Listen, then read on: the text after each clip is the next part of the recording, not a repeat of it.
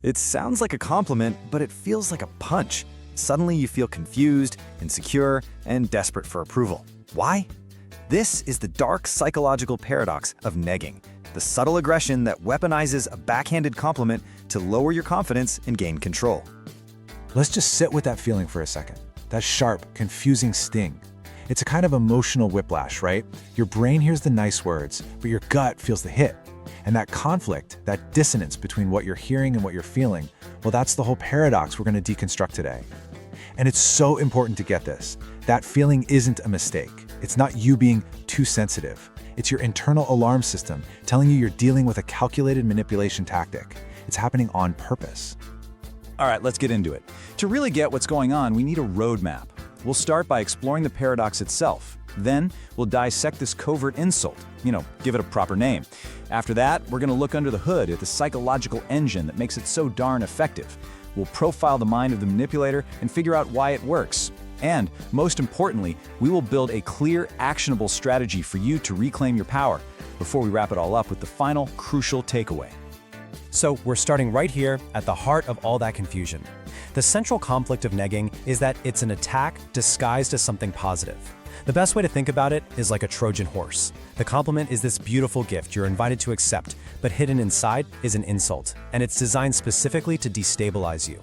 You're left in this state of emotional limbo, not sure if you should be flattered or offended. And that ambiguity? That's the weapon's most powerful feature, because it lowers your defenses and makes you question your own gut instinct. So, to really understand this paradox, and to even begin to defend yourself against it, we have to clearly identify the weapon being used. So what exactly is negging? The term gets thrown around a lot, and it's often just dismissed as, awkward flirting. But what we're talking about here is much more specific, and it's way more damaging. We're getting past the slang and into a real understanding of a specific kind of emotional aggression. Okay, so let's move into our next section, where we put a formal definition on this thing. There's a huge amount of power in just naming something accurately. When you can label a behavior, you strip away its power to confuse you. By understanding its structure and its malicious intent, we start to see it for what it is, not some social slip-up, but a deliberate strategy of control. This isn't just a clumsy compliment, it's a targeted psychological weapon. At its core, negging is not flirtation. It's not teasing, and it is definitely not constructive feedback. It is a calculated form of emotional aggression. As you can see right here, it uses the plausible deniability of a compliment to deliver an insult straight to your self-esteem. It's designed to bypass your normal defenses. Why?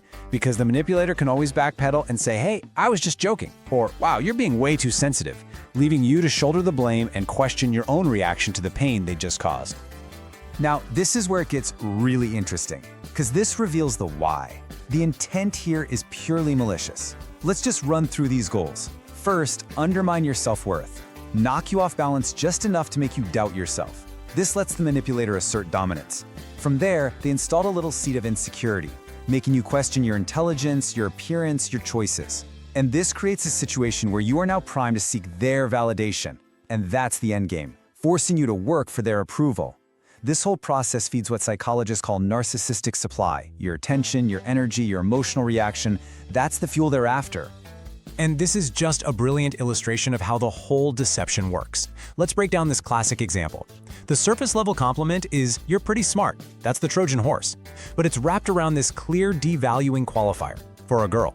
That little tag-on implies that the default expectation for your entire group is low intelligence, which makes the compliment a massive insult in disguise. It praises and patronizes you in the exact same breath, creating that signature confusion and sting. You're left feeling both seen and dismissed at the same time. So how does this weapon actually work on a psychological level? It's not just about saying something mean in a clever way. There's a specific, predictable mechanism at play here, what we're calling the insecurity engine. It's an engine designed to systematically manufacture insecurity where there wasn't any before. So let's pop the hood and break this thing down step by step to see exactly how the gears turn. This three-step process is a devastatingly effective feedback loop. It kicks off with step 1, insecurity induction. The manipulator delivers the backhanded compliment. Let's use another example. "That's a really brave outfit choice for you." The positive word brave clashes with the implied "you normally dress poorly." This immediately triggers step 2, creating what we call the validation gap, a sudden, jarring deficit in your sense of self-worth. Your brain, which loves balance, immediately wants to close this gap. And that pushes you right into step 3, validation seeking. You feel this instinctual urge to prove your worth, and you turn to the only person who can close that gap, the very person who created it. So the crucial point here is that this is not an accident. It's a manufactured psychological crisis. The manipulator is like a psychological arsonist who sets a small fire in your self-esteem and then conveniently shows up as the only person with a fire extinguisher. They create a problem, your sudden insecurity, and position themselves as the only solution. By working to win back their approval, you're actually handing them complete control over your emotional state. Okay, let's move on and see how this all connects by digging into the psychology behind both sides of this equation. This isn't just a clever trick. It's about a specific psychological dynamic being exploited. We need to understand the mind of the aggressor. What really motivates them to do this? And just as important, why are even confident, smart people sometimes susceptible to this tactic? This reveals a deeply parasitic dynamic. Look at the manipulator's profile. They are often driven by their own profound sense of low self-esteem. To feel superior, they have to diminish others. They use this covert aggression to feel powerful without ever having to risk the vulnerability of a real connection. Now look at the target. The target isn't weak or foolish. They're just human and vulnerable to an unexpected psychological blow. When our confidence is suddenly hit, we become more open to influence. And then, the target tragically confuses the intense anxiety of chasing validation with the exciting spark of genuine interest. The core psychological principle being exploited here is cognitive dissonance. Basically, your brain feels really uncomfortable holding two conflicting ideas at once.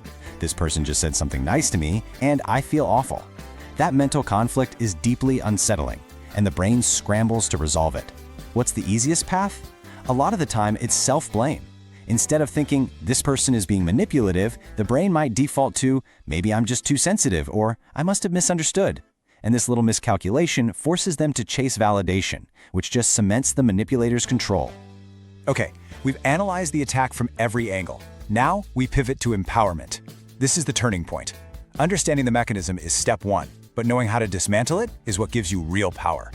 So now we're going from theory to practice, and we're going to outline a clear 3-part defense strategy you can use to shut this tactic down immediately and effectively.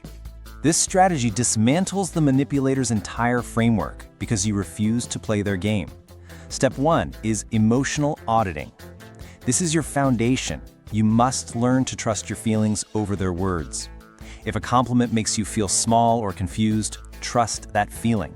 It's your internal compass. Step 2 is assertive naming. You expose the aggression, but you do it calmly and directly. You don't get defensive. You just shine a light on what they're doing.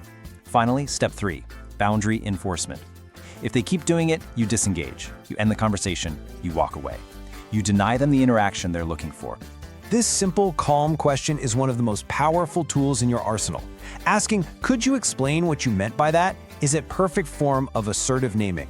It's not aggressive, it's just inquisitive, but it puts the spotlight right back on them and forces them to confront the hostility in their statement. Now they have two choices.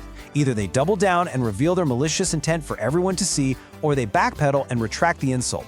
Either way, the ambiguity they need is gone, and you've regained control. You have to remember this core principle. The entire point of negging is to get a reaction. Your reaction is their reward.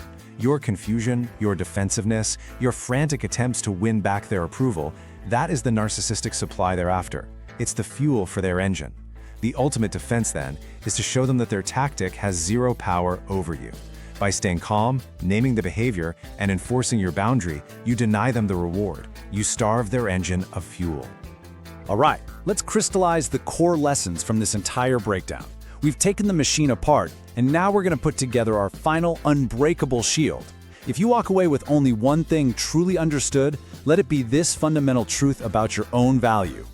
First, always remember that negging is not a harmless joke or some awkward way of flirting. It is a deliberate act of emotional aggression. It is specifically designed to lower your confidence and create a power imbalance. You have to learn to see it clearly for what it is, a hostile act. Second, you have to internalize the pattern.